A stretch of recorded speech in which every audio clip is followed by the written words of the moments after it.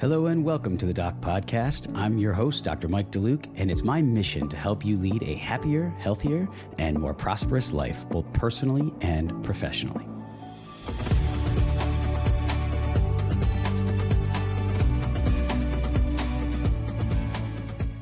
Hello and welcome to this episode of the Doc Podcast. Today, I am joined by Dr. Ellen Stothard. Ellen is a sleep and circadian scientist who focuses on patient-centered healthcare. She earned her dual doctorate in integrative physiology and neuroscience from the University of Colorado Boulder. Ellen is a brilliant researcher who has participated in research funded by the NIH, the U.S. military, universities, and commercial research and development organizations. She's published multiple articles in peer-reviewed literature, some of which have received national and even international press coverage.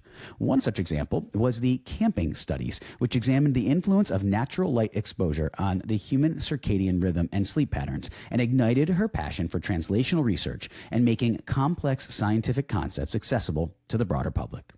Ellen recently co-authored Empowered Sleep Apnea, a handbook for patients and the people who care about them, with Rebus CMO and previous guest on the Doc Podcast, the amazing Dr. Dave McCarty. Together, Ellen and Dave co-host an accompanying podcast, which is dedicated to the educational mission of demystifying sleep and circadian health, empowering patients and providers, and making sure science can be both informative and engaging. In Ellen's current role as Chief Science Officer of Rebus, her mission is to bridge the gap between research data and real-world patient care, and that will be the underlying focus of our talk today, as we have a fascinating discussion about research in dentistry and medicine, especially as it pertains to sleep and the management of sleep-disordered breathing. We explore such topics as what evidence basis really means, if randomized controlled trials are necessary to validate a particular treatment philosophy or approach, the need to break down the current siloed nature of medicine and dentistry, how private practitioners can collaborate with academics and researchers to provide meaningful data, and why these partnerships have the ability to truly advance patient care, and much, much more. One of the primary reasons why I wanted to have Ellen on the show was that we talk a lot about the research and quality of research, or what type of research is needed to prove or disprove a particular type of treatment philosophy or approach. So I thought, what better person to go to than a true expert in research and data analytics? And that is why you are not going to want to miss this conversation. If you think there are others who could benefit from hearing this discussion, please be sure to share the show with them, because the more we can help people understand these critical topics, the more we will be able to continue to advance our profession. So without further ado, let's get on to today's episode with Dr. Ellen Stothard. Enjoy the show, everybody.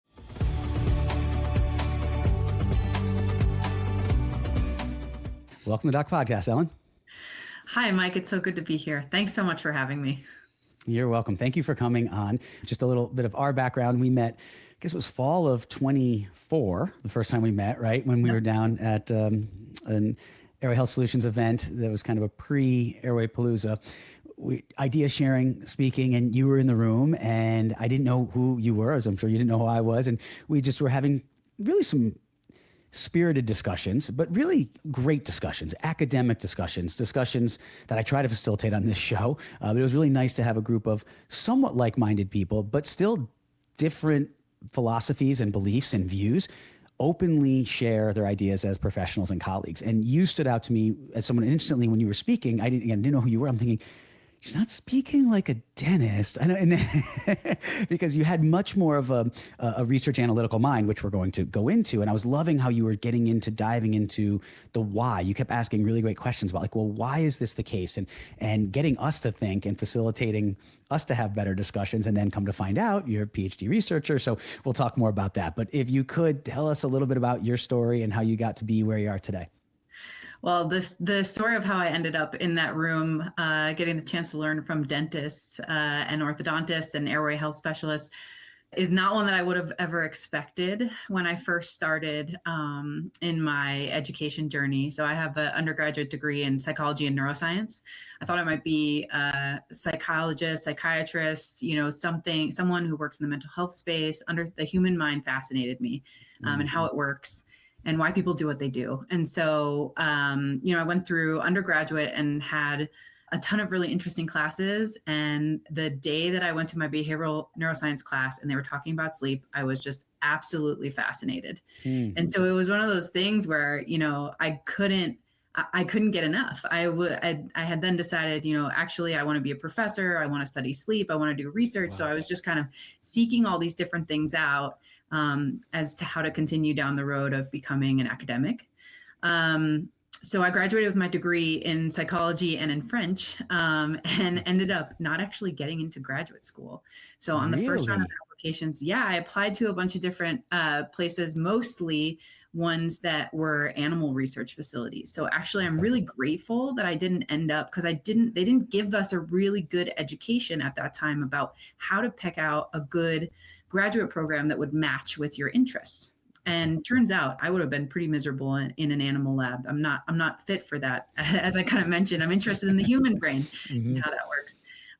So I went over and I taught English in a French high school for a year, which was so much fun. I worked with like engineering students. Yeah, it was so cool. And these like guys and gals were super smart, super motivated. And I was like, I want to be a teacher. Like, this is going to be so great. I was so motivated. I actually did part of my first interview in French with my PhD advisor. Yeah, so that was a really cool experience. And because he also speaks French, speaks a little German, speaks a little bit of everything to get around the world as he does as an academic. But he accepted me into the program. I moved to Colorado. I did my master's in integrative physiology, and I got my PhD in integrative physiology and neuroscience, so a dual PhD, really focused on sleep and circadian rhythm. So I had the incredible opportunity to work with Dr. Ken Wright. He is really an expert in the field. He does incredible research. He takes human lab rats basically and turns them in and takes them in the lab and manipulates things to understand if we take people's sleep and circadian rhythms and we mess with them, what happens to their physiology, what happens to their metabolism, so the way that they think, all these sorts of things. So it was a great spot for me to kind of understand the integration factor of sleep, right? But not a clinical place at all. So it's really like doing really precise, really highly controlled research.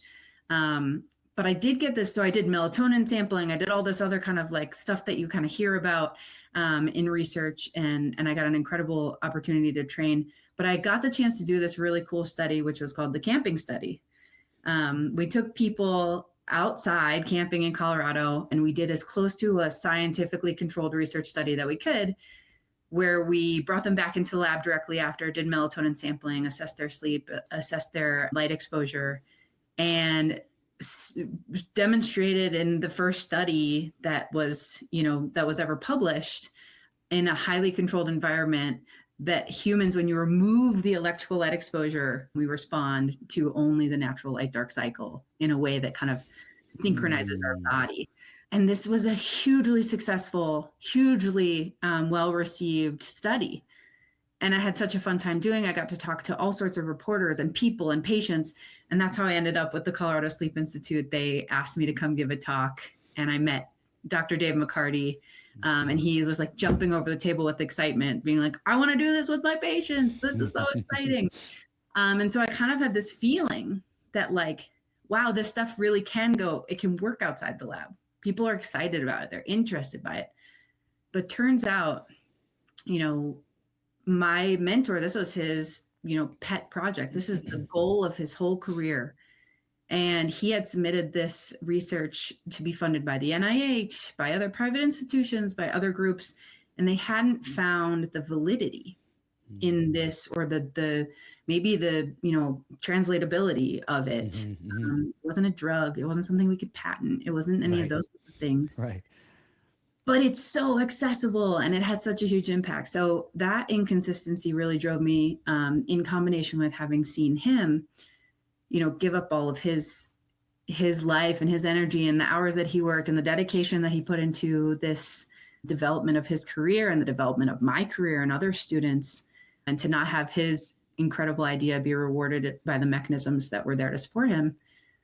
He was just a little nerd And he just kept going along and along and along. And he was in charge of this business to try to make it run so that he could give us all a job and also find out, the discoveries of the future. And so, all that to say, I had to leave academia because it wasn't going to be a good fit for me in the long run. And I know you do a lot of work with people trying to find a good match between their career and their life aspirations. And the more you ask about it, the more you'll find it, right? That's definitely was the case for me. So I ended up leaving academia after my PhD. I decided maybe I want to work at the NIH. Maybe I want to manage grants, help determine the ways of the science will progress. And so I did that for a couple of years, or like a year and a half. Turns out I missed sleep too much. So I had to get back into it. I just cold emailed Adam Wirtz and Mark Hickey and said, do you need anything? I have a PhD in sleep. I don't know if you remember me. I gave you guys a talk one time and they were like, let's have lunch. And, the rest is history. So, I joined their organization. It's a sleep, it was Colorado Sleep Institute at the time, focused on sleep medicine, clinical sleep medicine, diagnosing sleep disorders, treating sleep disorders, CPAP, oral appliance. They were doing this integrated thing for a very long time and one of the first of its kind. And I was in charge of looking at, data analytics and outcomes, looking at efficacy, looking at treatment access. How do we demonstrate that this is worth it? Because the system isn't incentivizing this. Again, the system coming up, the system isn't incentivizing this type of care. But I was able to demonstrate, that we did great work by bringing people in and keeping them within our ecosystem, testing them, treating them, managing them, one-stop shop. We could achieve better outcomes than this siloed sleep medicine model with the DME. I know some of your other guests have talked about it, having the different steps of treatment be outside of the actual clinic, that putting them together does deliver better outcomes. And so ever since then, I've been motivated to see how we can use data, real world evidence, the stuff that's gathered in the process of caring for patients to understand how it works for patients and how it doesn't work as well. And now with Rebus, we are an integrative and functional sleep medicine specialist clinic. So we focus on sleep as a window into the root cause of your health. We use integrative medicine, we use airway-focused dentistry, we use all sorts of stuff in pediatric populations and adults. And my job is to take some of these, pathways where we don't have as much real world clinical evidence to understand who and how these things work for and how they work. And so that's my goal now. And it brought me into a room full of dentists to try to understand, what is airway dentistry? What do you guys care about? What are your outcomes? What sort of stuff are you focused on? And that was an absolutely incredible experience. And every time I get to hear you talk or Brett talk or so many of the people that you've had on your podcast, it totally shakes things loose in my mind, because I have a different lens and you have a different lens. And I think creating the collaborations that you do, and everyone in Airway Health Solutions and other airway focused dentistry circles, AAPMD and everyone wonderful like that, are just really trying to break down those silos and bring everybody together in one room. And I think it's improving things leaps and bounds. And I'm really excited about the future of it. Yeah. Thank you for sharing all that. It's, without getting overly philosophical, I do really believe we all have a destiny and a journey, and that we're here for a reason, whatever that might be. You're a great example of that. I mean, think of the path you went on, right? To have it to where you and I are speaking right now. It's wild. It's wild. It's wild. Like that you were in that room, and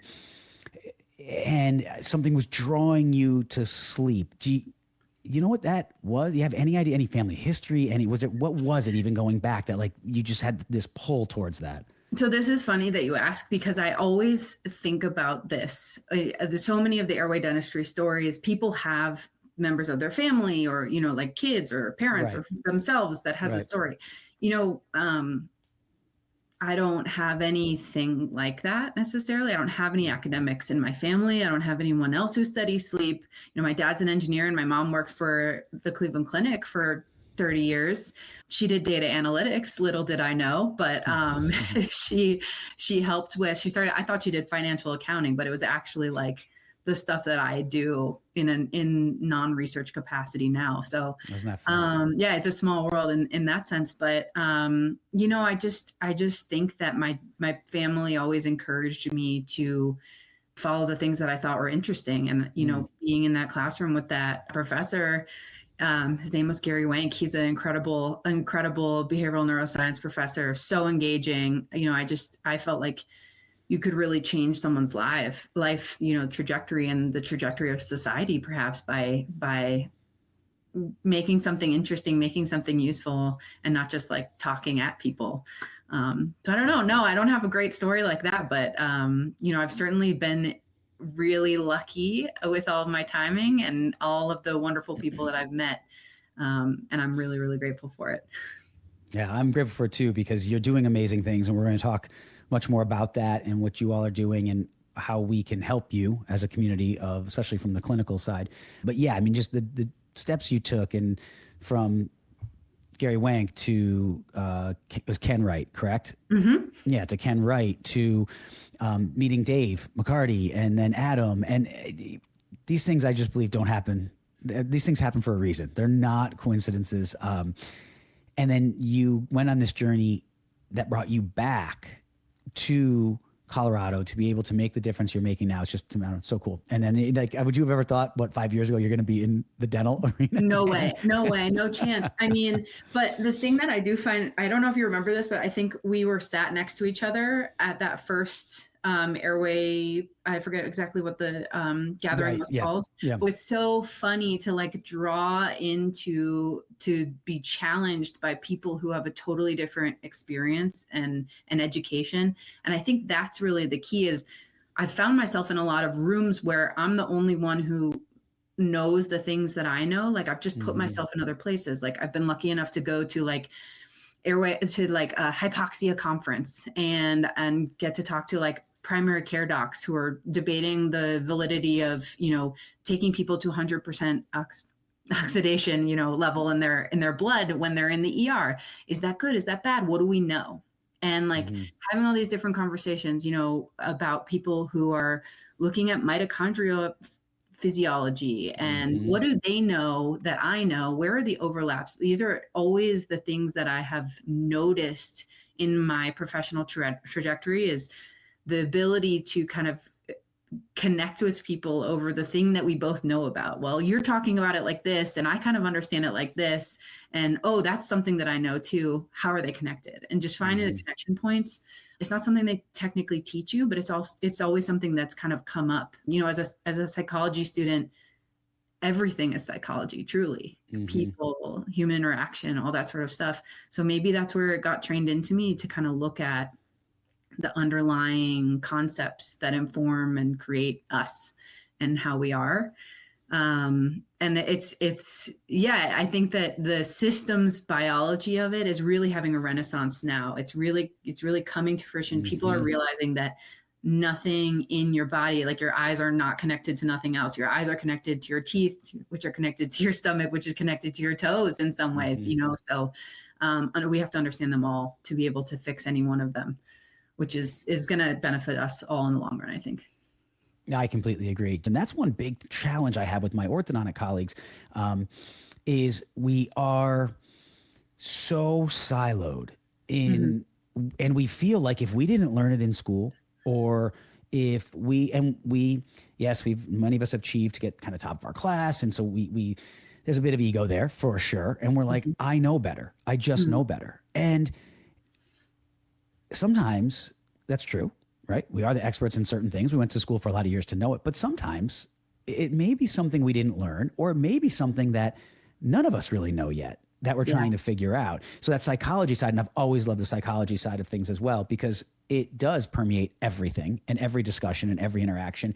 And the psychology, I feel, as part of my talk I gave at Airway Palooza, the psychology is almost why a lot of the orthodontic profession doesn't embrace airway focused care, because psychologically it's been almost pushed out of them, and they've been, in a sense, kind of brainwashed to believe this isn't a thing. So you're going to tell me, I went to school, I showed the Dunning-Kruger curve that it's that mix between confidence and knowledge, and you end up at peak ignorance when you have the greatest confidence but the least amount of knowledge. And so I think we all have that, right? We all are ignorant in certain areas.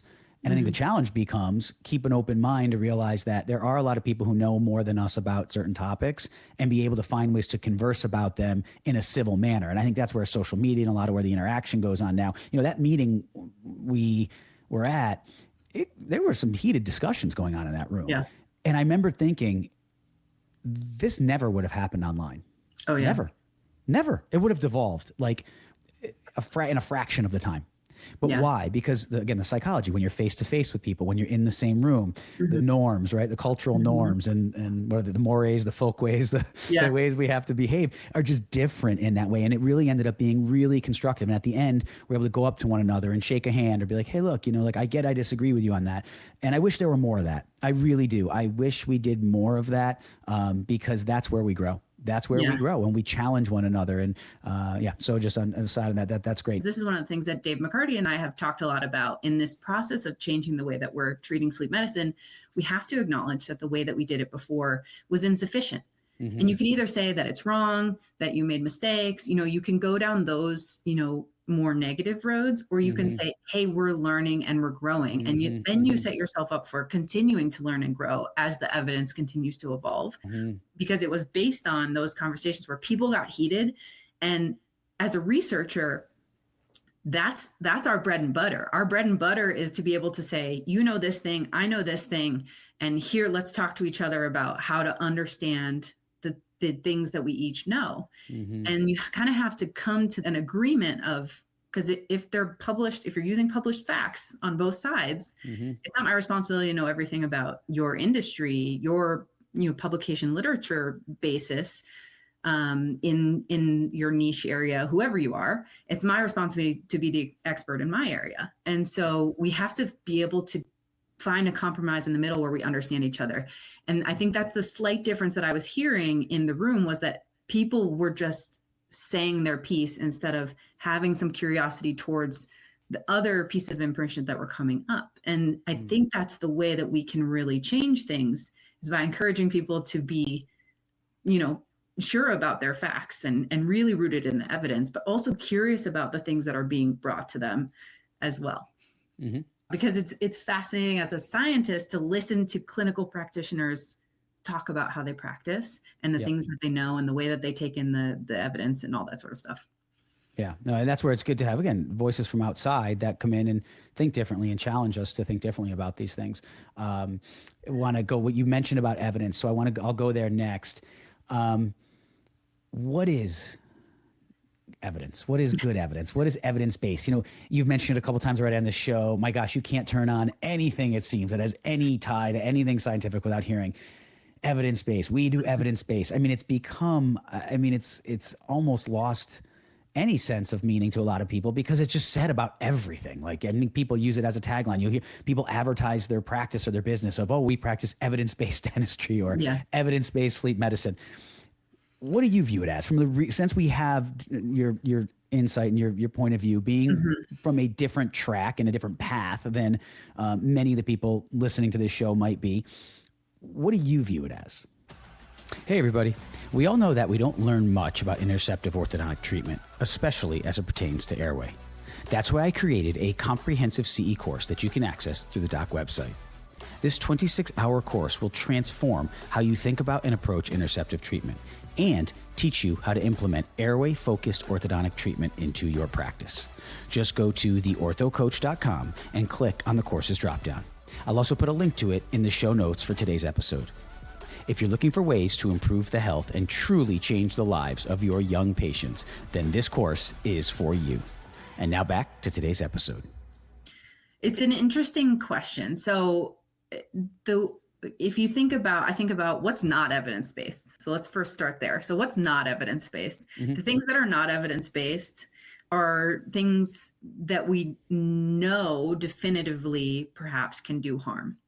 And it's really interesting to think about it as okay, what's evidence-based, what's not evidence-based? Because it's much easier to say there is evidence for this because because of the way that evidence works and the way that publication, conceptually works, is you're doing a study or a piece of research to identify that something happened that was or was not due to chance.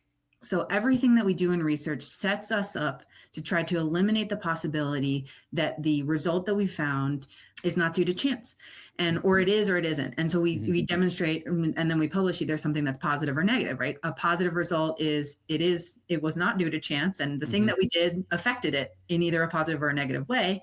Or you get a negative result, a null hypothesis. You did not prove that the change was statistically or clinically significant, or that you could eliminate the chance that this was due to random acts of God, I guess. But basically the idea being, if that's all you're looking for, that's evidence, right? So if you look at the literature, the thing that I think about when I'm analyzing research is, it's not just about one study. It's about the variety of information that's out there and how did they obtain that information.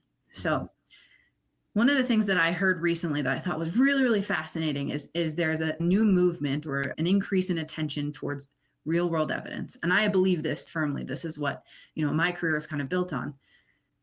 In the same way that you can use randomized control trials to control as much details as you possibly can and eliminate the chance that the results that you find are due to randomness, so too can you use a large enough sample size. That's kind of the premise of real world evidence, is that if you have enough people, if you have a large enough sample size, the likelihood that you can eliminate that question of randomness is higher.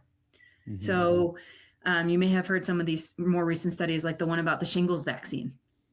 So the shingles vaccine was recently shown to be protective against dementia in a real world evidence study. So they looked at, a large population, 60,000, 100,000 people, ton of people. You could never get that many people in a randomized clinical trial. Right. Yeah, you could never, because it's financially unfeasible, it's time-wise unfeasible. Some of these also have interventions that go so long. So, you give shingles vaccine and you can follow people for 20 years, 30 years, that sort of stuff. So there's benefits and drawbacks to every single type of quote unquote evidence. So the research that we did when I was in graduate school, we had an N of like 5, 7, 10, 15, 20. I don't think we did a study while I was there that was over 30 people. Does that, and this is again, one of the most highly respected researchers in the sleep and circadian physiology world. Why are those two things congruent? So you're saying, just to be clear, you're saying a randomized study, a randomized control trial of say 30 or an N of 30 or fewer versus a real world evidence study of 50,000. Yeah. Essentially what Yeah. So you could look at people's camping behavior in 50,000 people and take a less controlled kind of sample and draw some conclusions from that, which would have their own pros and cons, their own strengths and weaknesses. Or you could choose to do a smaller, more controlled kind of study, which is what we did. And then we can have different strengths and weaknesses, different things that we can say and can't say based on the science. And I think that is wherein lies the evidence-based quote is you have to know what the science says and what it doesn't say. So when you have a large study, you can't speak to causation because I didn't actually control or introduce something because of causality. You can say it's highly correlated. It would be unsurprising. So another example of this is that the most recent study with melatonin and heart disease. I believe one of your guests recently was talking about this study. I think it was Dr. Avi Bahar was presented this study. And so basically looking at, it's making a lot of waves in our world because it's basically saying that people who are taking melatonin have a higher risk of heart disease. And he very, very accurately assessed there's probably something in between those two. These are people who they're taking melatonin because they're probably not satisfied with their sleep. They may or may not be doing something else to treat it. Right. We don't know. But the likelihood is that the heart disease or other cardiovascular complications, I forget exactly what the outcome was, but that is more likely to be attributed to the sleep problem than the taking of melatonin. And so therein lies the evidence basis. It's what does the research tell you and not tell you? So all of peer-reviewed published literature is useful, and everything doesn't have to be perfectly evidence-based, because you can almost always find something that is pro whatever you're doing, as well as, not a con or non-findings on whatever you're doing. It's very, even within the same study. Exactly. Especially with the same study. Yes. And the thing that's very important to me is that people publish negative findings, because academic research is not incentivized to publish negative findings, because that's not going to get on the front page of Nature. That's not going to get on the front page of Science. You just have to understand, what are the limitations? What are the incentives? What does it say and what does it doesn't say? Sorry, that was my big rant. Point. No, I love that. That really brought up a lot of points that I want to hit on. One of them being correlation versus causation. Yep. It's almost like, I feel like people use evidence-based, which a lot of people don't understand. And I've said this on the show before, and I know we've discussed this, but I mean, what you just described evidence-based as is what Sackett talks about, and the father of evidence-based medicine, evidence-based practice, and that triangular epistemology of the real world data, like, the science, as we would say, right? Sort of the analytical data, the clinical experience and what you've observed and what you're seeing happen, and then the patient values and preferences, and where those three circles overlap in that sort of Venn diagram, so to speak, that is the confluence of those three ideals is really where the sweet spot for evidence basis. And there's been articles, you probably have heard of John Ioannidis. He was a Stanford researcher, and he wrote, he was a friend of Sackett's. He wrote an article in 2016, which I think was a year after Sackett passed, talking about how evidence-based practice, evidence-based medicine's been hijacked, right? And it hit me when you said that about the journals getting on the cover of Nature or Science, right? They're looking for a certain thing. And we're so controlled by even sometimes the agenda of the editor-in-chief or the editorial board, and it whether it's the news or a scientific organization, I think we're all susceptible to that, right? We all want or whether it's a social media post, we want what's going to get the clicks. We want what's going to get the hits. And as you said, sometimes publishing that something didn't work isn't going to be as revealing or generate quite the fanfare. And where I hear that a lot of times is this debate on correlation and causation. And I'll have people say to me, well, the fact that, let's just take an example so we can paint the picture a little better for the audience. It is well documented that adults with obstructive sleep apnea have narrower arches, higher vaulted palates, deeper bites, more incidence of retrognathing mandible. I'm not saying everyone has every one of these, right? But higher incidence of bruxism and parafunctional habits, TMD. Some people will say, well, that's correlative. It doesn't mean that that's causing the OSA.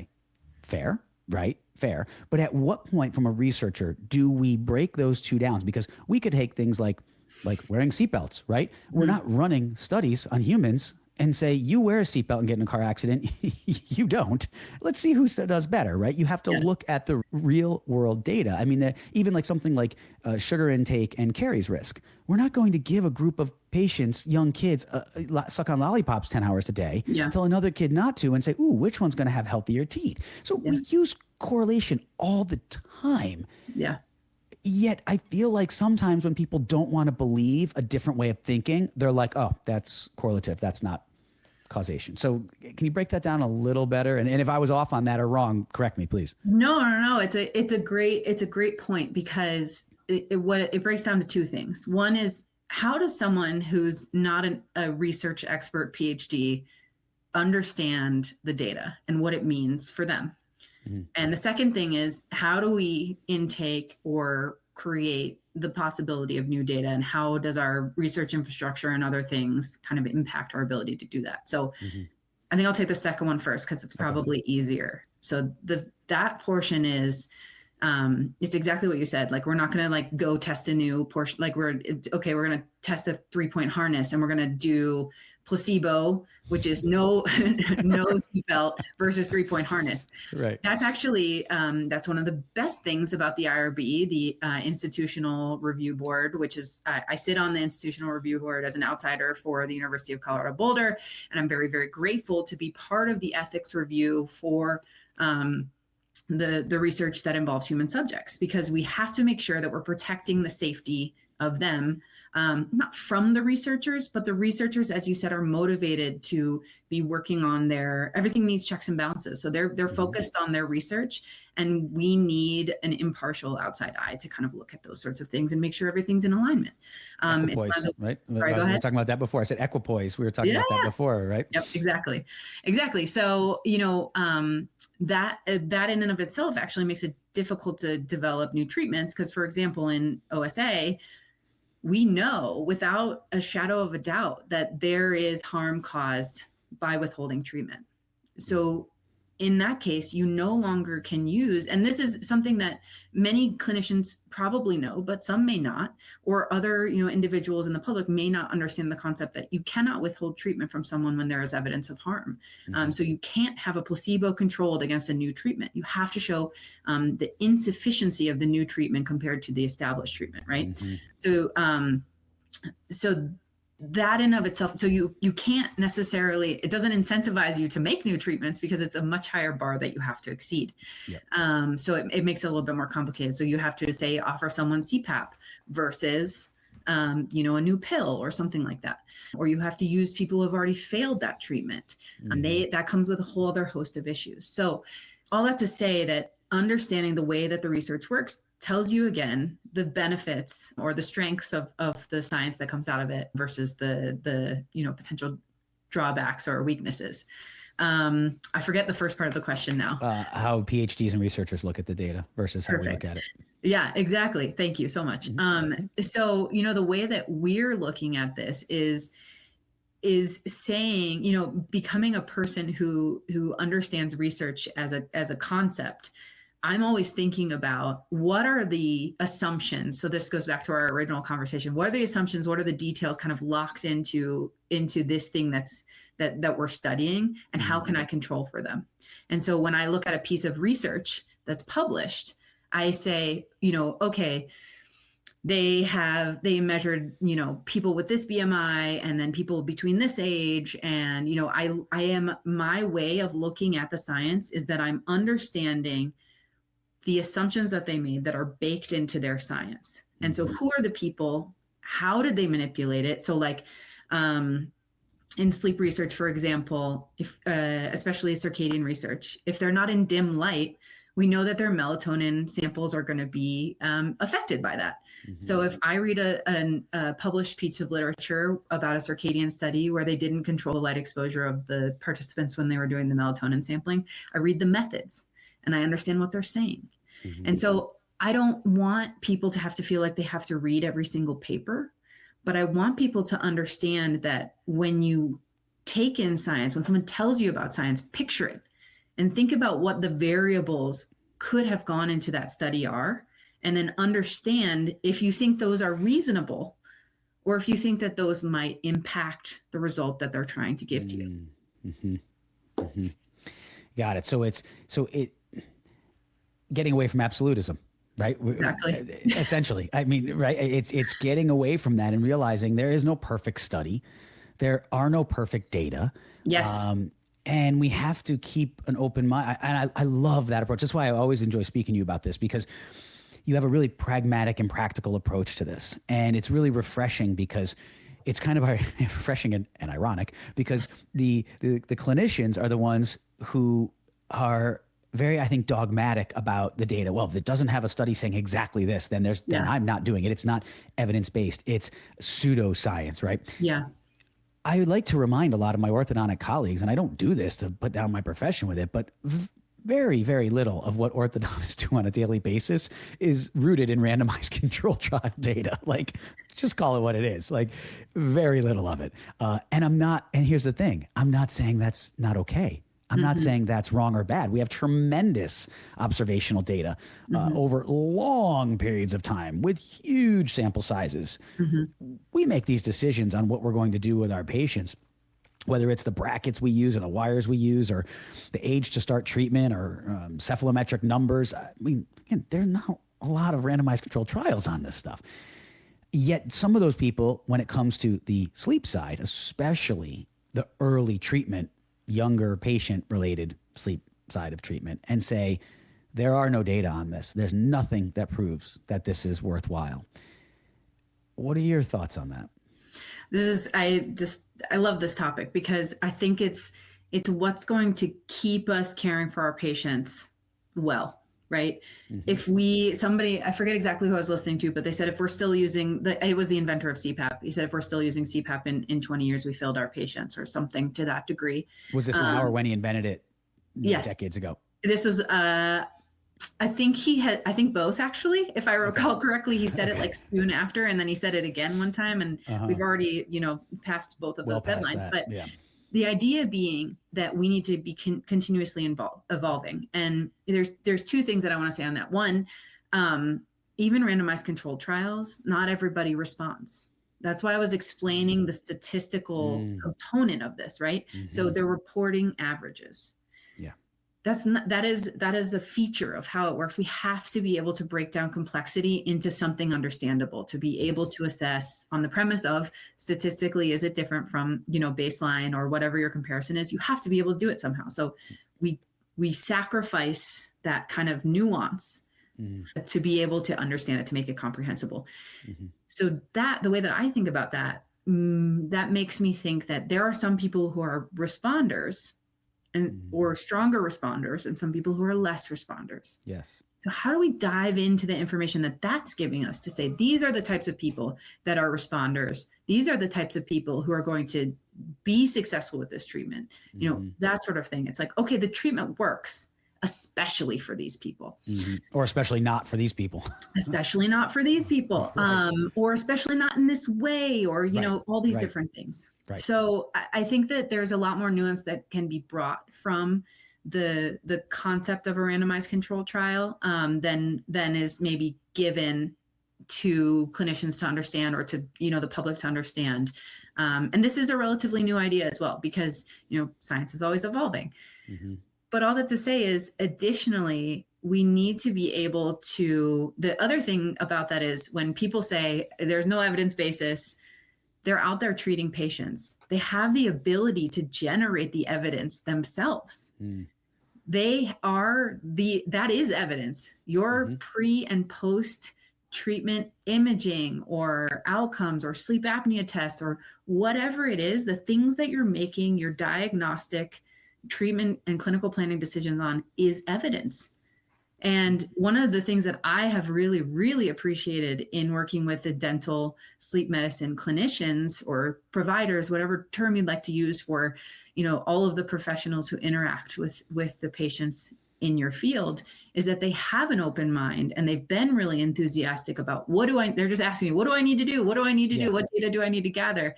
And I think that was another part of our conversation where I was just like, I can't tell you, Mike, I can't tell you what you need to gather, because I remember that well now.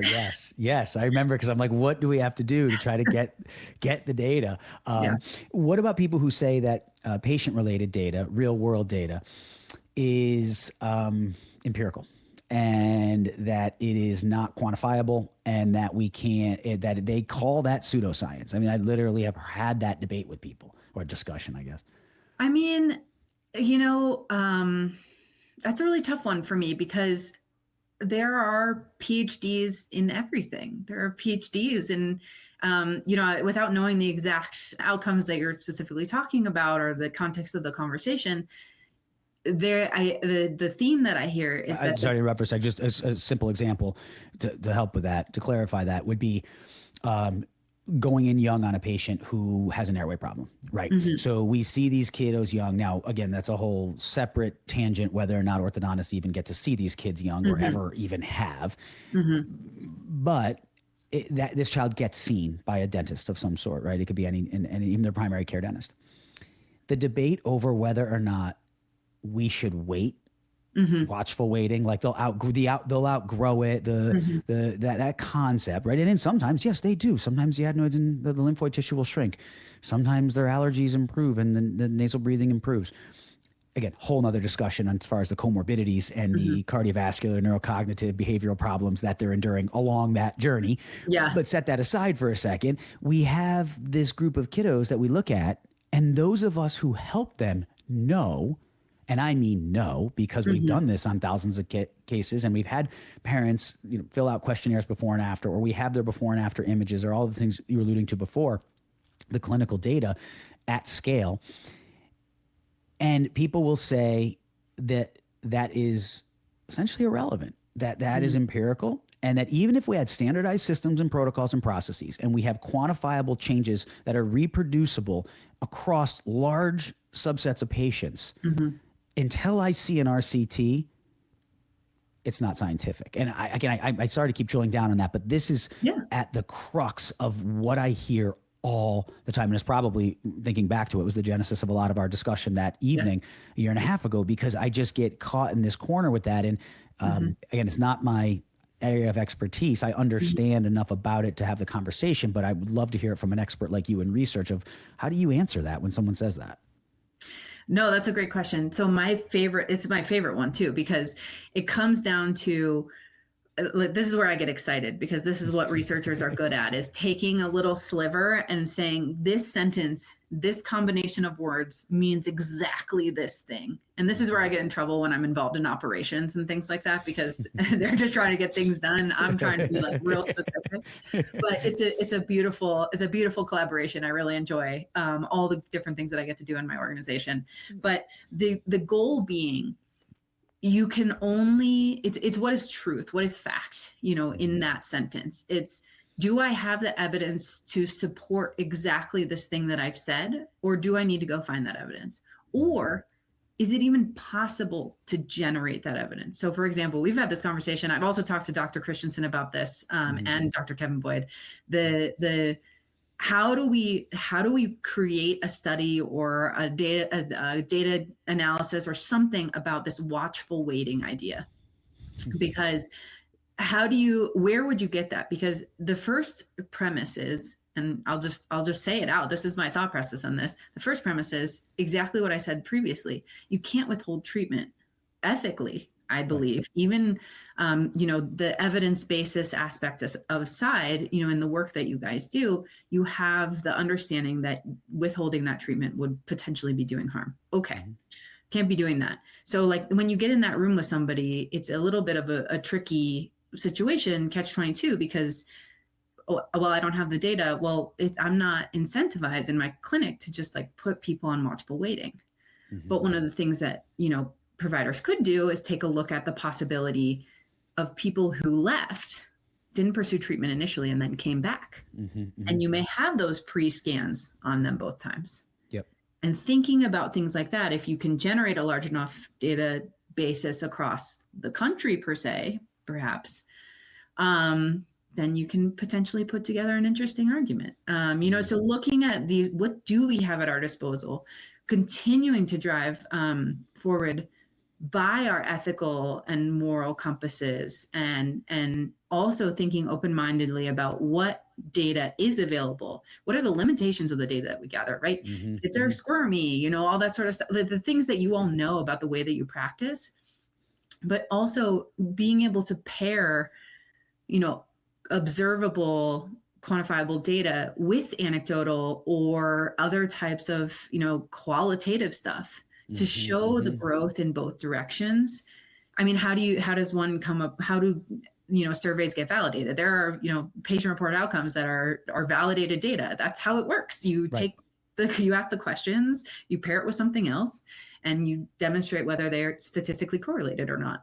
And if they are strongly correlated statistically, then you can call it a validated questionnaire. And so people have done that work for us. Let's not try to reinvent the wheel. Let's use the language of the groups that are with or against us. Let's use the things that have worked in the past. That's why, we've talked a number of times. What is the biggest piece of criticism? What can we focus? Where is the biggest gap in the literature? How can we focus on that as the outcome and speak other people's language so that you put your information in context. They're like, oh, I understand BMIs. Oh, I understand palatal widths. Oh, I understand, all these different terminologies that you use. And if you measure the outcomes that you care about in conjunction with the validated or other outcomes, you kind of are using that premise for validating a questionnaire to explain the other components of the thing that you're trying to study in their language. Does that make sense? It does. Yeah. And thank you for explaining that, because it is a sticking point for a lot of this. And it's funny, I never get a lot of pushback when I say to people, when I challenge them on, I hate to say it this way, Ellen, but when I ask most of my colleagues what evidence basis is, they can't define it. They don't know. Most say, and I love asking residents when I speak to a resident group for the first time, who here, before we get started, who can define what evidence-based orthodontics is? And there's a lot of times like kind of a nervous like laughter, and maybe you'll get one or two residents who will raise their hand, and invariably their answer is randomized controlled trials, or there's really sound research that's been published in a peer-reviewed journal, and that's what I tend to hear. And I say, it's a great answer, because that's the answer probably everyone else in the room was thinking. So thank you for speaking up. But it's more than that. And so that I'm glad that you were able to clarify that. As far as what type of data we can gather, well, first on the watchful waiting side of things, inaction has responsibility as well. And I think people need to. Would you agree with that statement? That inaction, when you can prove to the contrary that acting causes a positive benefit, to just say inaction, doing nothing is the safe route. When I could show you numerous cases, again, I'm getting this published or into the literature is a different conversation, but to show, well, I guess let me back up. Oftentimes when I speak, I'll show people an outcome, and I'll say, some people might say, because in a lecture or presentation, you can't show hundreds of cases, right? You can show maybe data or summaries of cases, but the actual clinical cases, you only have a certain amount of time. So let's say it's like an hour lecture, right? And I want to show a couple cases. And I'll say to people, I understand some of you may be sitting there thinking, well, you just cherry pick those cases, or, it's an N of 2. And that's fair. That could all be true. But can you show me a patient that started in an identical situation to my patient and 12 months later looked like my patient looked by doing nothing? Right? Because if it's truly anecdotal, it's a coin flip, right? And we're talking like, could have happened with me or not with me. And I do think that gets people thinking, like, show me a patient that you saw at 6 and did nothing, and a year later looked like my patient looked. Because I love the point you made. We do have those patients that kind of fall out of the system in our practice, where we recommend, if they fall out of the system, they just don't pursue or seek treatment, or finances are an issue at that time, or insurance, or whatever it might be. So they don't come back for a year or two. And Ellen, I've never seen one of them. Now, the crowding you see, or their teeth might look a little better. Sure, that happens. But I've never seen one of these kiddos in a year or two at that age outgrow their airway problem, or their craniofacial growth and development just sort of redirect itself, unless something else happened, like they happened to go to the pediatrician and they said, you need to get your tonsils or adenoids out, or something, again, without some sort of action. But let's just say that kiddo had no other action taken. I don't see it. So how can we generate the data off of that? What does that look like from a researcher standpoint to put those individual anecdotes together into something powerful? Yeah, I think it's a great question. The thing that I hear there is actually what struck me at that first conference, which I kept kind of trying to say to people, was, you're presenting a lot of cases. Cases is not my language. There's not a single case presentation. There's no mechanism for case presentation in scientific research. There's obviously one in medical research. In the sleep medicine world, that definitely happens. And that's meant for presenting like an abnormal kind of like unique outcome. Here's a signal that we may need to follow down with a larger research, study, something more controlled and at larger scale. So the thing that I hear in this is, how do we take this messy, people out in the wild blue clinical world, cases that we've already done and we've already delivered on, and we see a signal, and follow that up with a stronger, more controlled, less potential for random interference analysis. And so the way that I think of that is, these retrospective chart reviews are something that is often utilized in the medical world, especially, as Dave calls them, I think he calls them sequential case reviews. So the idea of that is really important. It's that there's no cherry picking. You say from January 1st to, June 30th, I'm taking every single case start and I am going to see what happens. Yep. And it also, you have to make sure that, we like, as research, we like to minimize our bias. So you'd likely have an impartial researcher doing this work outside of the clinical flow. Like, so I don't see patients. I don't care for patients. The data analysis and collection, you're saying, would be kind of outside. Okay. Yep. Because if we're doing this sort of stuff where we may or may not have objective or more subjective outcomes, were they successful with treatment? Success is defined as AHI of this or palatal width of this, or they reported that they were successful. That's where it gets a little bit more messy, right? They reported feeling better. What does that mean? If you're the clinician who's treating them, you have a bias. You want your patients to do better. You want them to be better. That's why you got into this in the first place. Yeah. And so just keeping that in mind and trying to mitigate those biases is important if you're doing research in that way. And, all that to say that looking at the ways that you can set up your practice like a research institution with documentation that's reportable at a larger scale and exportable, and having good documentation about what types of treatments they did at what intervals, doing repeat testing consistently. So you do a pre-test and a post-test test at certain intervals. Whether those be time-based or treatment-based. So if they're on a treatment that takes 6 months, do you do versus you have multiple treatments? Some of them take 6 months, some of them take 8 months, some of them take a year. Do you take your tests at 6 months, 8 months, and a year so that you can see across treatments and times? This is kind of my sleep and circadian coming in. Across treatments and times, we're able to compare people's ability to heal. Yeah. So I think it's taking your clinical hat and kind of exchanging it for an operational research one and being able to integrate that so you can set yourself up to use these tools, these established research methods tools to report on outcomes, and standardize those across practices would be bonus points, because then we could create larger databases that can all kind of be compared to each other. So if you're a doc out there and you're practicing and you're busy, head down, and I've been there. It's hard. You might hear what Ellen's saying and you might think, I can't do one more thing. I would push back on that a little bit and say, you're already probably doing a lot of it. Like really, you're already probably doing a lot of it, because if you're tracking, we all track our outcomes to some extent. We know if we're getting success or not, especially in the dental world. I mean, it's pretty easy. Success and failure in the dental world is not exactly a relative phenomenon. It's kind of a pretty absolute in a lot of ways, right? Like it either worked or it didn't. The sleep, it does get a little more random sometimes. In the airway side, it's not quite as quantifiable all the time. That being said, it might be maybe you just start with filling out a validated questionnaire in the beginning and the end for the patient, for having them fill it out, right?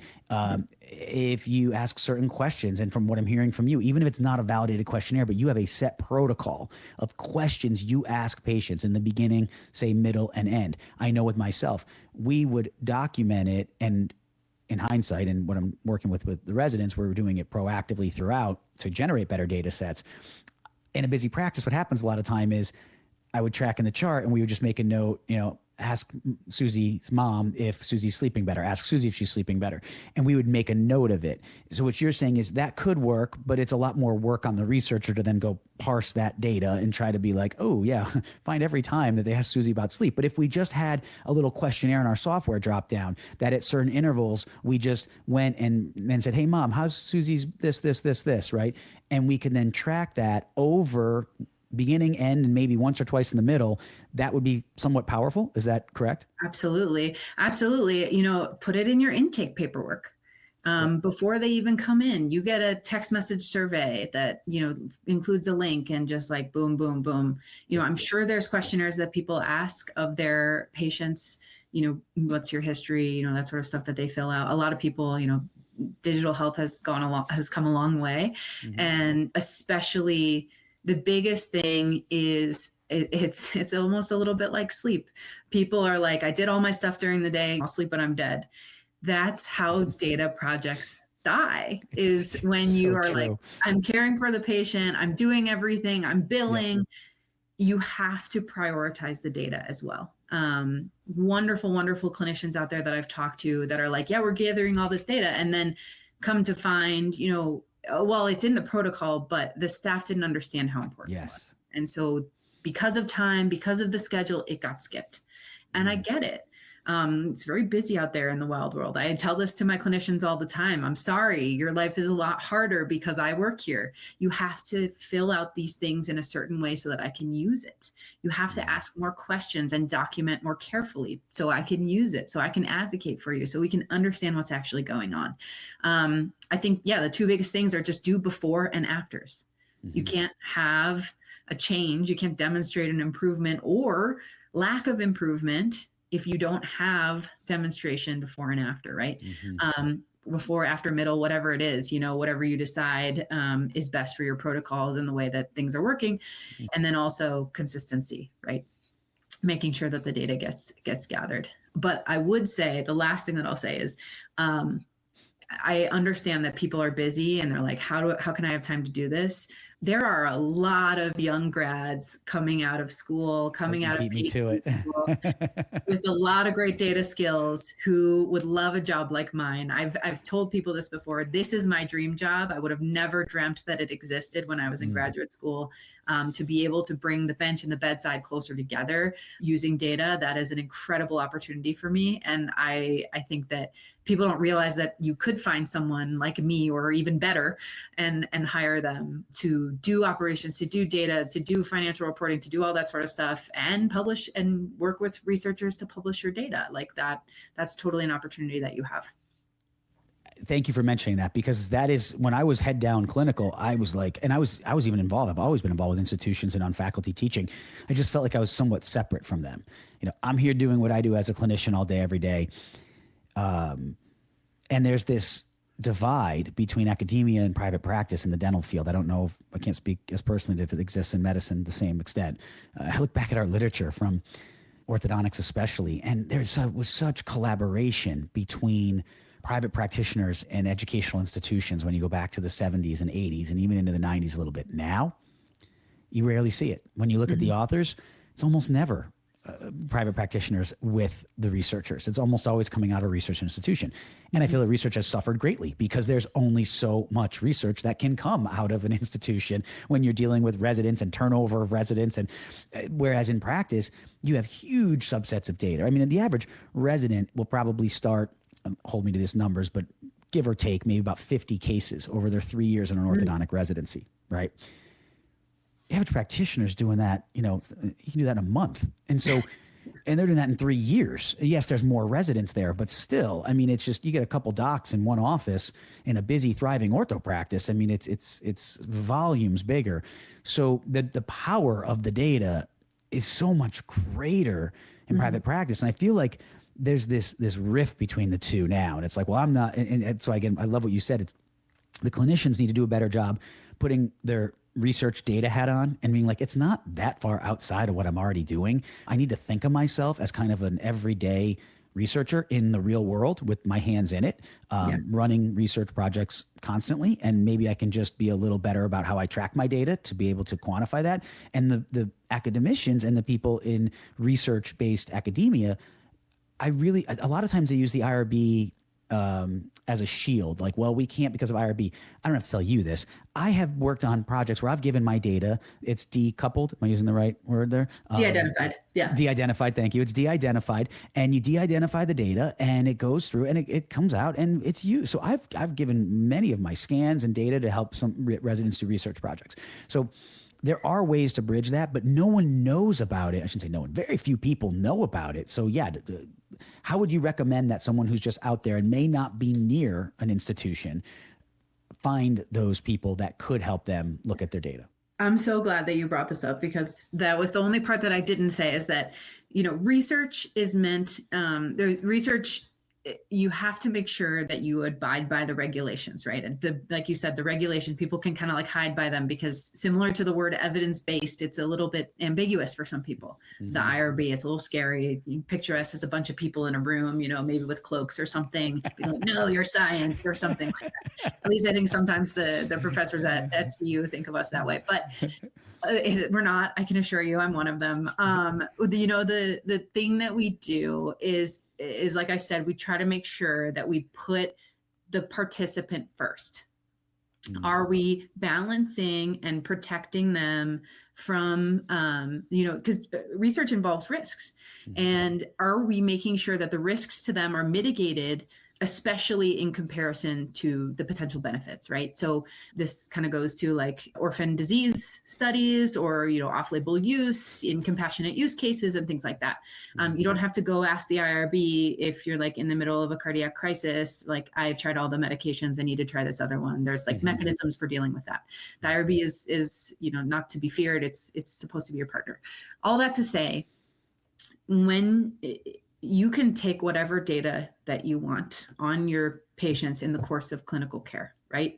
If you're, and the thing that I encourage people to do is to think about the data that they're already potentially taking, but maybe just not writing down in a standardized way. Yep. And that can be research with the appropriate, oversight. So then you can go to an IRB and what they'll ask you is, when you're filling out this, you're making a justification to say, hey, this is a minimal risk protocol. I'm analyzing data that I've already gathered in the course of clinical care, and I want to understand X, and it's going to benefit people Y.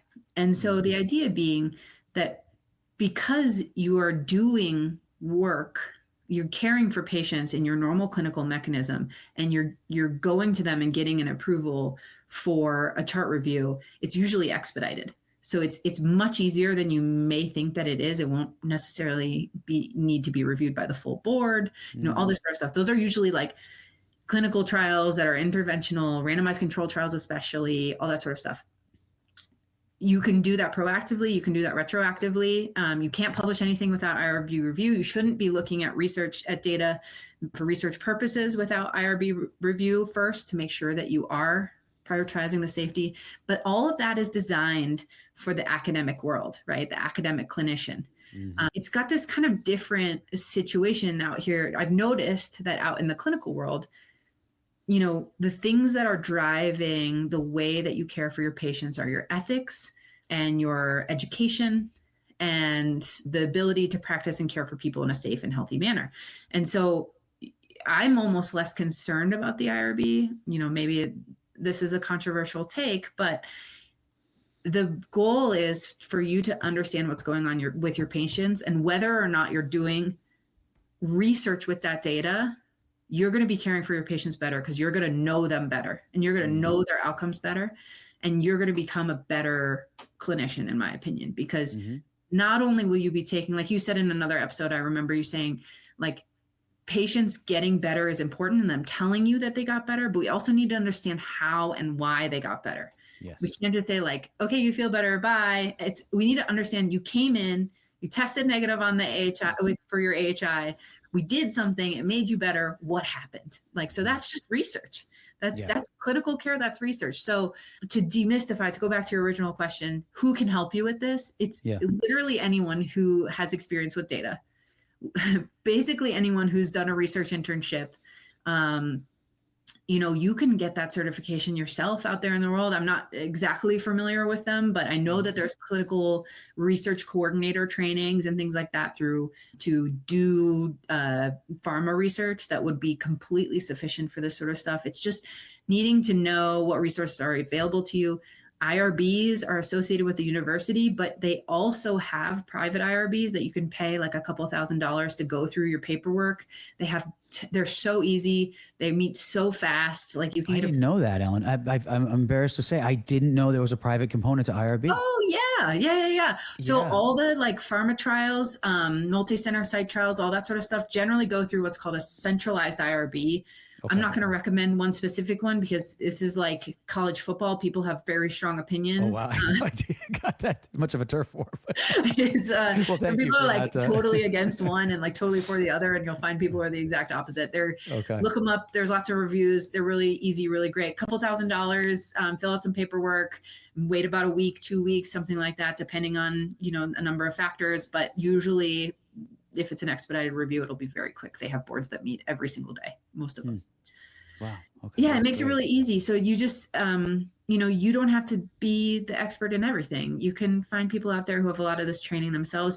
Master students are really great at this. So you don't even need a PhD. Some master students, they had to do data analysis, most of them in publications for their degree as well. So they can offer that perspective. I think there's just a lot of academics that are looking to leave academia these recent couple of years. And so I would encourage anyone who's looking into that career path to reach out, because there might be also clinicians who don't know that this is what they want or need, or have somebody in their community who's interested in doing this with them.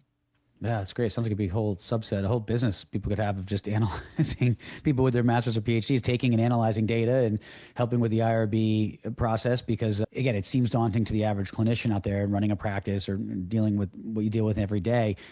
But I don't feel like we're going to get the institutions to just radically transform the way they do research and conduct research overnight. It's just,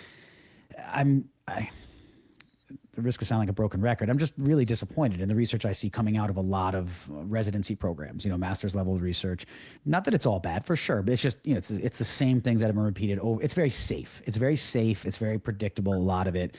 And it's really not moving the needle on our profession. I don't feel. It might be interesting data. It might be an interesting topic. It just, it's not moving the needle the way I think it could if we could combine the private practice data that's happening. Because I hear all the time from people, all the time, and it really is sad. I just have to get through my program to get out so I can learn how to do this in the real world, and so if you're not doing it the way you're going to do it in the quote unquote real world, or as you alluded to earlier in the talk, the real world data, well, if you're not going to get that real world data in a residency, which is really hard to do, I think that's part of the problem here. So could these docs in private practice, in theory, just call up your local orthodontic residency or dental residency program and just say like, hey, I've got some data. Any of your residents looking for a project? Because before you answer that, from my standpoint, as being on faculty in programs, I would love that. We would love to have more, and residents are always looking for projects. So is that something that you would recommend as well? Absolutely. I think I said that I cold called this organization and said, do you guys need anything? They didn't have a data analytics research person before me. We didn't know really what my job was going to be. So I just reached out and said, do you need anything? And turns out, we had a couple of other ideas on what we were going to do R&D wise. And turns out that this data outcomes, real world evidence, big data stuff is really a good match between a need that they had and a thing that I like to do. So I would suggest that also there's tons and tons of universities and people who need clinical hours, or they want to do publications. I think, your point of the focus of research topics in academia, I wonder myself, looking at it, kind of comes back to like, how do you understand research and how it works, and what are the strengths and the weaknesses of the study design and the controls? Is the same idea with the academic research institutions and funding structures, and the way that our academic research and publications even are built, that they're kind of baking in this aspect of safety, one bite at a time research. Yes. You have to have preliminary evidence to submit a grant. You can't just say, I have this idea and I think it's going to be really great. You have to show them that like, this is possible, or like, this is interesting, or I have a hunch that this is going to work. And so you have to then have money to have performed that preliminary research, that pilot project, whatever that is. And so I hesitate to criticize that it's missing on purpose, especially. I would agree with that. That's fair. Yeah. I would agree. I think it's by default. I agree with you. Yeah. I think, and they're busy too. I mean, the the IRBs in these schools, they're sometimes there's backlogs. They're busy with looking at a lot of projects. Like that's really true. There's a disincentive to being adventurous in your master's level research from what I've seen in working with a lot of residents. It's kind of like the faculty don't want to sign off on a more adventurous, ambitious project because they're worried about rejection. And to that point, to take it even a step further, you're on a timeline. You're only there for so long. And if you go through and you get rejected, everyone's so fearful that their project's going to get rejected or turned down that they do play it safe. It's part of, again, not in a nefarious way or not to suppress good research even from above. I really don't believe that. I think it's kind of a victim of the system. They're taking a lot of requests. It takes a long time to review sometimes in these schools and in these programs. And so the residents want something and the faculty advisors want something that's kind of a sure shot to get approved, which causes you to play it closer to the vest. Yeah. Well, and the way that I think about it is how can we create opportunities that are going to incentivize the behavior that we want, right? So how do we align? There's that psych background again. I love it. I try. Focus on the positives, focus on the opportunities. How do we align the incentives and the opportunities so that people will take on those big projects? And, some of those, I'm not sure how familiar you are with these sort of things, but like DARPA and all these different, that's the Defense Advanced Research Projects. I forget what the last A stands for, but it was where the internet came from. So there's the higher risk, higher reward projects that are funded by the government. They're a little bit harder to get. They're a little bit smaller. Like opportunity. It's not the classic route through the NIH, but the infrastructure has noticed that we're not always getting the big wins out of the research that we want. And so how do we create more programs like that? I think there was like an ARPA H that they were setting up for health. Like how do we create more programs that incentivize the big swings and allow for the big miss? Because you can't build, because a lot of those are, especially in trainees, you need to build your career, your funding access and your publication record and all these sort of things. So you're not incentivized to take those big swings until a little bit later on. And then by that time, you're also a little later on. You've got students and then you have to get their careers. Completely. It's easy to see how it happens. It's very easy to see how it happens. And then it almost becomes the reason why a lot of practitioners don't want to change the way they practice, right? And do something different because it's just not what you're used to doing anymore. And it's harder to take those risks at that point. The bigger the stakes, the harder it is to take the risk, right? With anything. And be remiss if I didn't point out too, when you said about the data, and appreciate you referencing that from an earlier talk when I was talking about looking at that data and not just that they improved, but why. I can't overemphasize the importance to everyone out there, whether you're pediatric or orthodontic, general dental, medical, sitting down and looking at your outcomes. It is, I would say, the single most valuable thing you could do, maybe second only to sitting down and looking at it in the beginning to treatment plan it, but it's up there almost on the same level because it's so easy when you're in a busy practice to just be like, oh yeah, I think things are going well. Or I think when I do this, this is what happens. Ellen, I really grew as a clinician and a practitioner, and it was indirect. I actually can't take credit for even thinking of doing it proactively. I was really particular about sending good follow-up letters to my referrers and to the patient families. And so at the end of treatment, we had a letter system. So I would go through and fill out what in our software is called a questionnaire that I built that would basically be what we accomplished during treatment. And that would form filled into a letter that I had built. So when I'd go through and click my questionnaires, we'd hit, save or whatever it was, and it would automatically populate. And if I needed to send a follow-up to the pediatrician or to the general dentist or the parents, it would kind of in the background, it had all the language coded to go to those particular providers. And I would also send before and after pictures. And if it was a scan, we would send before and after slices of the scan showing the changes. It holds you accountable at another level because you can just cover it up and put your head down and be like, oh, okay, we'll go on to the next one. That wasn't the best case. But when you have to send that to someone and show them your work, number one, it does give you an even greater incentive to make sure you're doing really good work. Number two, you've got to face what you did. And then you sit there and you look at it and you just go, oh, I actually totally didn't think that's what actually happened in this case. And then you can make adjustments in your other cases. And so I didn't realize how valuable that was. As I said, I was doing it just to kind of complete the circle and be a responsible, as I felt, provider and educate the patient's other docs and their parents on what was happening. It really taught me a lot. And so I encourage everybody out there, look at your successes and your failures. You have to look at them. And then when it is a success and a failure, take a moment and just look back through what you did. And if you start to do that and you have that data set, now basically don't you have the beginning of what you could use for research, right? Yep. If you're right? I mean, yeah, I mean, it's a beautiful thing, Mike. It's amazing that you did that you took that on, that you challenged your internal, self to look your work in the eye and look the people that you serve in the eye and understand what you were doing right or wrong and try to grow from that. Mm-hmm. It's really hard. That's really hard to do. It's hard to admit when you've been wrong or when you're insufficient and continue to challenge yourself with that because you want to feel good. That's mm-hmm. the psychology. We'll go back to psychology for a second, but also I think clinicians have so much going on when they're seeing patients and managing cases and thinking about all this stuff that they're prone to cognitive biases. For example, like a recency bias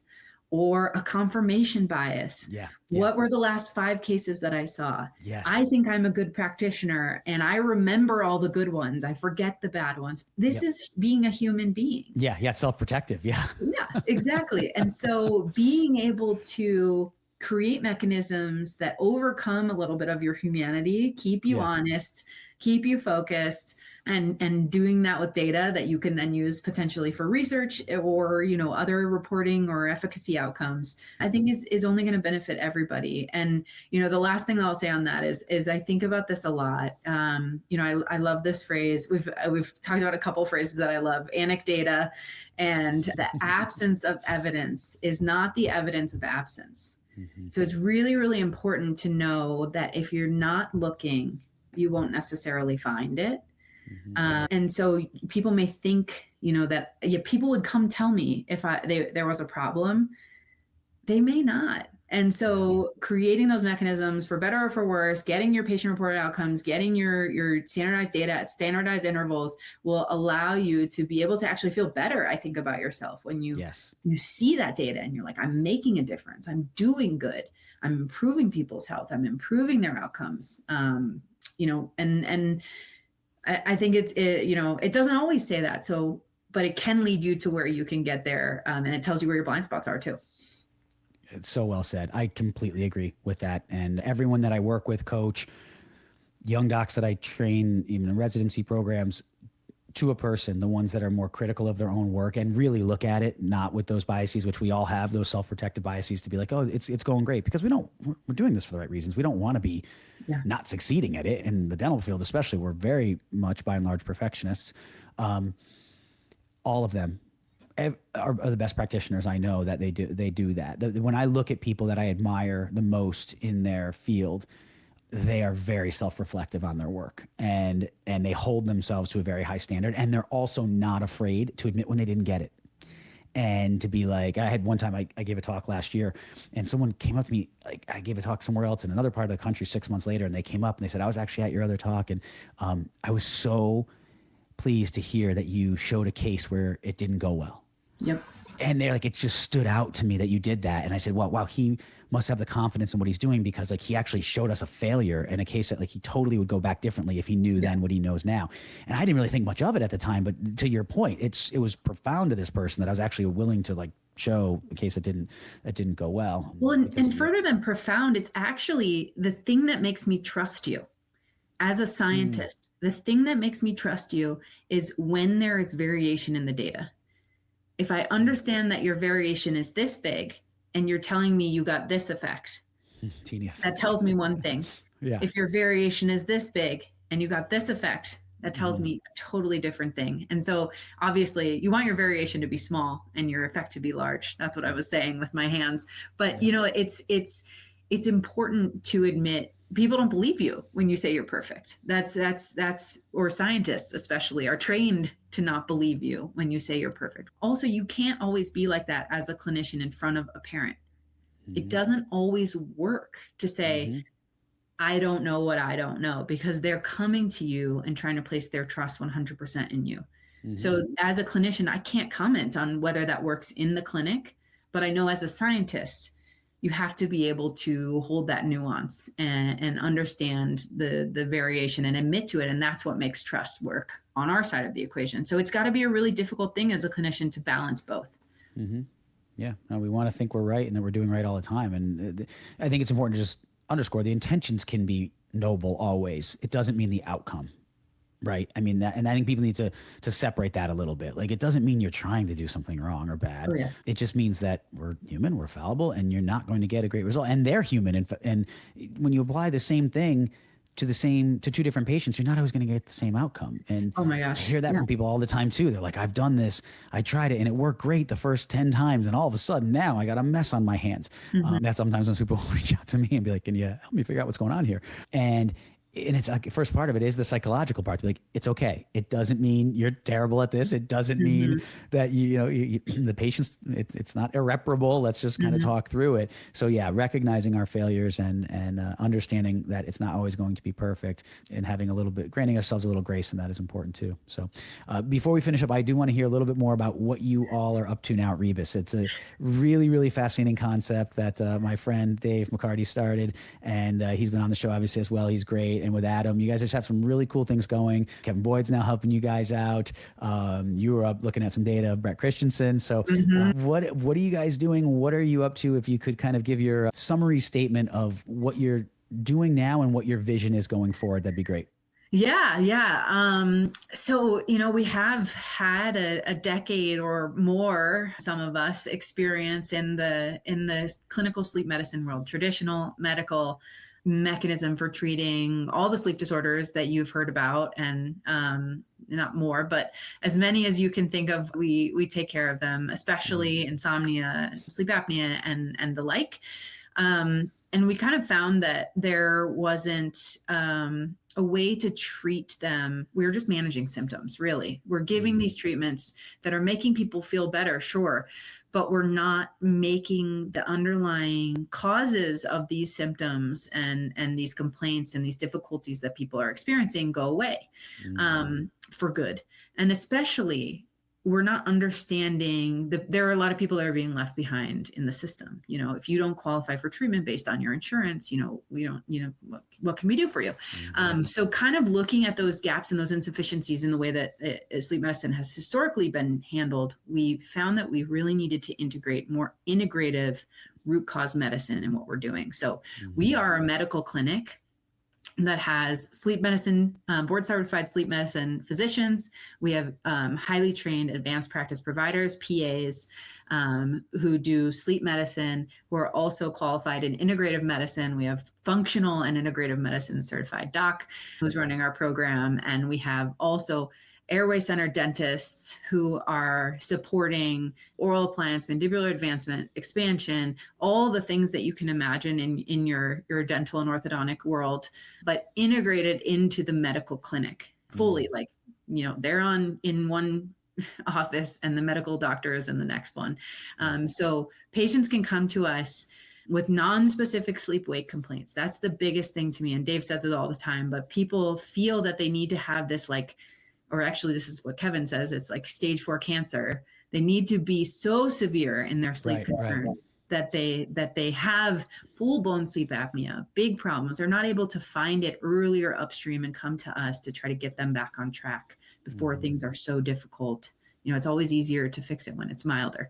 So all that to say, we look at people from kind of a holistic perspective, and we don't necessarily focus on just symptom management. We try to go after the root cause. Is it that they need to eat better, exercise more? Do they need different supplements for their blood chemistries? Do we need to expand their airways? Do we need to treat them with CPAP to manage them, to get them stabilized and get their nervous system downregulated? Do we need to do CBTI, where we restructure their body's ability to tune into its sleep signals? Do we have to assess their circadian rhythm and their light exposure, all sorts of different stuff? So we really, really try to do the whole integrated medicine component. The thing that's unique about my job is I get to then go in with these wonderful clinicians and understand how they're helping their patients. How long does it take? How many things do we need to do? Can we decrease your need to integrate with the medical system? Can we catch these things upstream and save you money, save you time,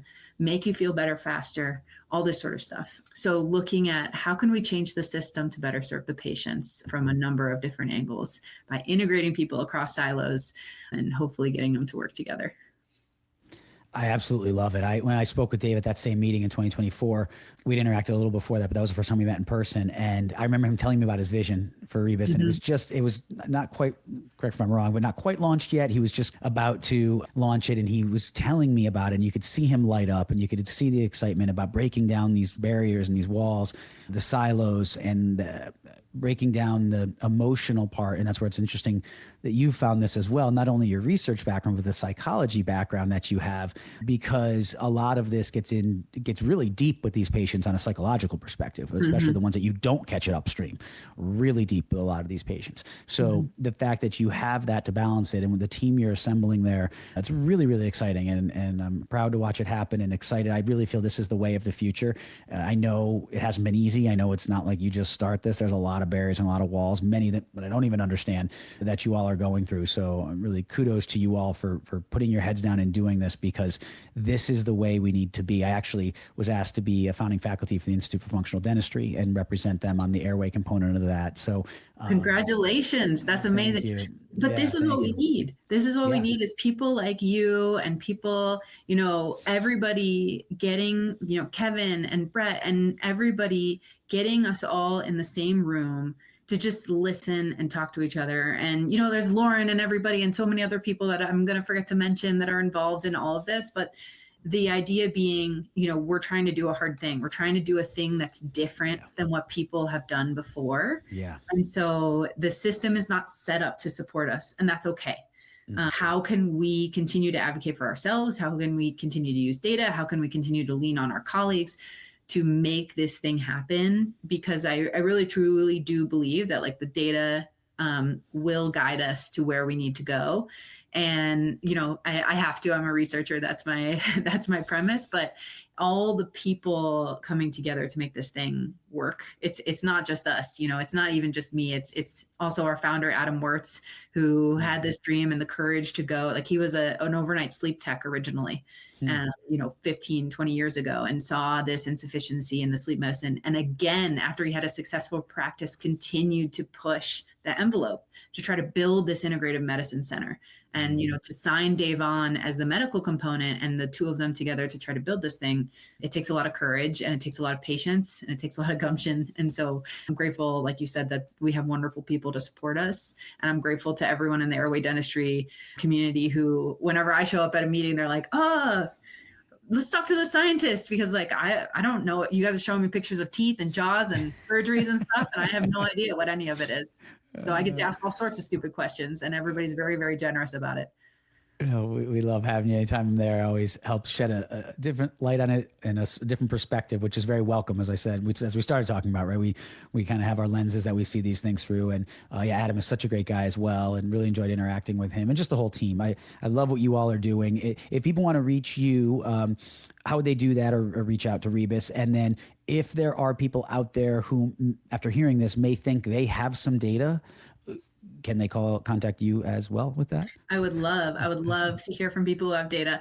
Okay. Well, I would be remiss also to say, to not mention our fearless leader in the airway health side, who's put us together, Dr. Lisa Coburn. So we have Lisa and now Marzieh Shafi, who are our two airway dentists at our new locations, and we have a couple more coming. So people can be taken care of through our organization with them. We have a website, rebushealth.org.